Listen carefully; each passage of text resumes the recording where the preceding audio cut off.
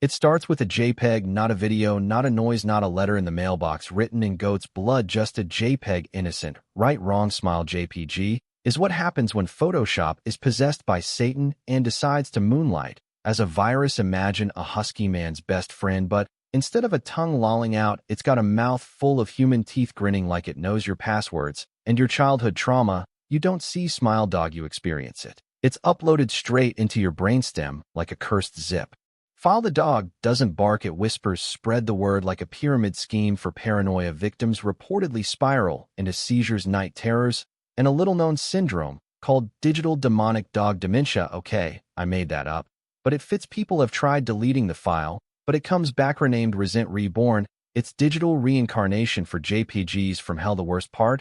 It's not even high-res 240p terror. And yet it haunts like 4K. You can't unsee it. You don't want to close your laptop because you know what'll be burned into your retinas when you do. It's the dog that doesn't fetch, doesn't roll over, doesn't sit. It just smiles. And now you're smiling too, unwillingly. If insomnia had a god, it would live in the sealed Soviet chamber of this story. Scientists in white coats and moral ambiguity pump stimulating gas into a room full of prisoners like they're making human espresso. 5 days in, and the subjects are fine chatty, even 10 days in, and they're whispering into the walls by day 15. It's all blood, muscle, and philosophy. These aren't men anymore. They're skin suits animated by pure weaponized sleeplessness. They claw their flesh off like it's wrapping paper. They eat each other, then themselves. One of them stands motionless for hours, smiling like he's found inner peace in disembowelment.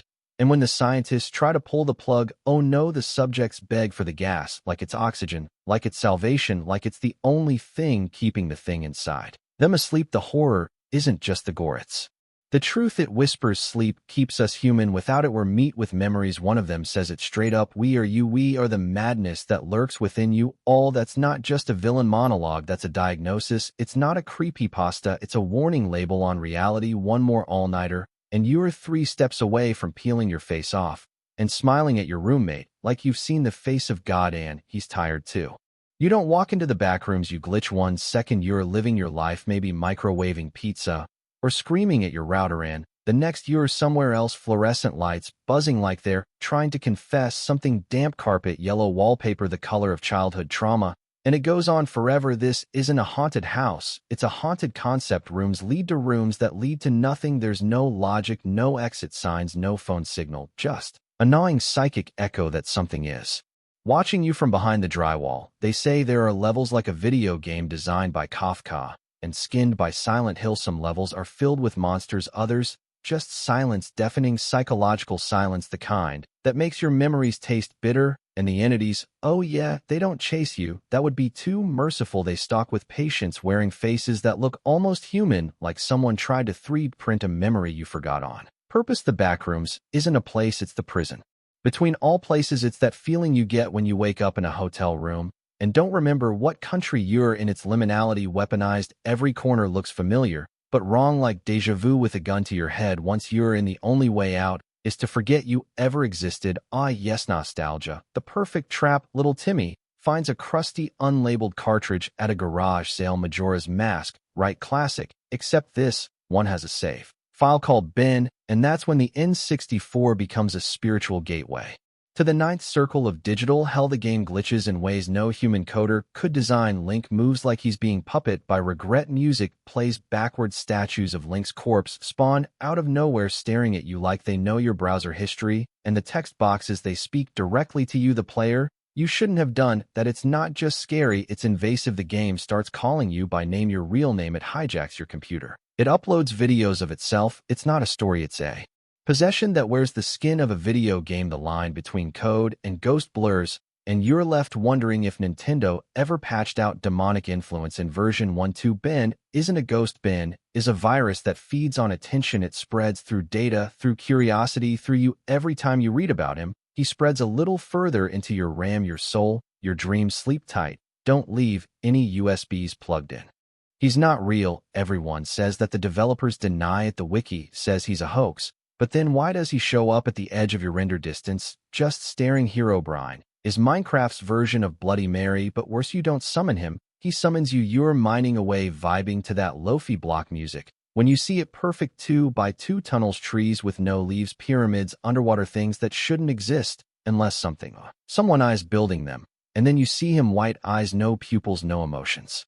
He doesn't speak, he doesn't move, right? He's not supposed to be there. He's the ghost of Notch's dead brother, except Notch never had a brother, or maybe he did. Or maybe Herobrine isn't a ghost at all. Maybe he's what happens when you stare into a procedurally generated world long enough for it to stare back. He's the empty space in the code, the blankness in the player model, the uncanny valley rendered in 16-bit sadness. You can't kill him. You can't ban him. You can't even look directly at him. He's not in the game files, but he's in the game, always watching, always waiting. Like if SCP-049 went to coding camp and discovered grief, if Minecraft is digital Lego, Herobrine is the missing piece you find under your bed covered in teeth. SCP-096 doesn't want to be famous. In fact, it hates attention more than a goth kid at a family reunion. But God help you if you accidentally lay eyes on its face, even in a pixelated photo from across the planet with a blindfold on and a priest on speed dial. At first, it just starts crying.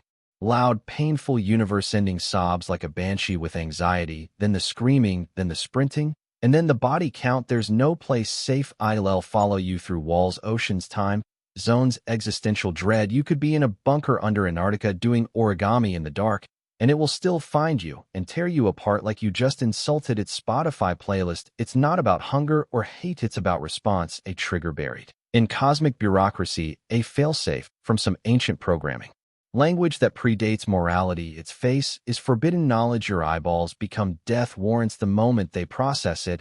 And worst of all, there's no malice. It doesn't even want to hurt you. It just has to, like a sentient allergic reaction to being perceived. This isn't a monster. It's a panic attack wrapped in skin. If anxiety had a body, it would look like SCP-096, long, thin, trembling, and screaming louder the more you try to understand it. This thing doesn't walk, it drifts like fog made of meat and malice. 1 second the forest is empty, the next the trees are whispering World War II air raid signals and distorted emergency broadcasts from 1997, and then you realize that sound isn't ambient, it's a live. Siren Head is famine with a Bluetooth speaker. It doesn't talk, it replays victims' last screams, fake radio chatter, crying children who never existed. It uses sound like a syringe, injecting terror straight into your bones with a speaker made from human sorrow and rusted steel. You don't run from Siren Head, you remember it the way your ears hurt before your eyes do, the way the noise drills through your skull like a sound check for the apocalypse. You'll swear it's not real until your phone picks up a signal it shouldn't, and that old Cold War tone starts buzzing from your speaker, even though your Wi-Fi's off. Some say it feeds on flesh, others say it feeds on attention, but I think Siren Head devours the moment right before you scream, the sharp inhale of understanding that you are absolutely not alone. It's not just tall, it's wrong, proportionally offensive to your sense of safety. A skeleton built by someone who hated sound, hated humanity, and hated quiet. Even more, sleep tight, don't answer that emergency broadcast. You know what's worse than a home invasion? A scheduled one. The man from the window is punctual. He even leaves you a bedtime story outlining exactly how he's going to enter your house and turn your organs into wallpaper paste. Manners impeccable, intent utterly deranged. He looks like someone tried to sculpt Slender Man from congealed nightmares and overcooked spaghetti. Bug eyes, frozen grin, a predator with the emotional range of a damp sock, except he's read your child's favorite book and plans to act it out like it's dinner theater. The worst part, it's not just a game mechanic, it's an anxiety blueprint. The 5 minutes of preparation you get aren't to win theater to hope you can hide under the bed, barricade the door, lock Junior in the fridge if you're feeling desperate, but deep down you know he's still coming in. He doesn't run, he doesn't chase, he knocks 3 times, then it's over. The most polite apocalypse in indie horror. He is bedtime horror incarnate, not with jump scares, but with inevitability, with quiet, with the knowledge that no matter what you do, hell find you. And you'll hear the latch turn, and you'll scream just in time to hear him say, "Thank you for letting me in."